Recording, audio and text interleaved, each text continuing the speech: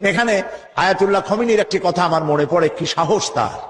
ইমান আকীদা যাই থাকুক, আকীদার প্রশ্নে আমরা আপোষ করব না, কিন্তু এই কথাটা তো বলতেই পারি। যখন আমেরিকা তাকে বলেছিল যে আমার দূতাবাস থেকে যে 56 জনকে গ্রেফতার করা হয়েছে আমেরিকান, এদেরকে ছেড়ে দাও, তা না হলে তোমার খাদ্য রসদ আমেরিকা থেকে যত সাহায্য যায় সব বন্ধ করে দেওয়া হবে।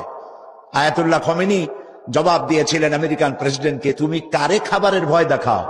যেই জাতির বছরে 1 মাস না খাইয়া থাকা ফরজ, সেই জাতি তোমার খাবারের অপেক্ষা করবে? তোমার মতো কাফেরদের খাবারের কোনো পরোয়া আমরা করি না।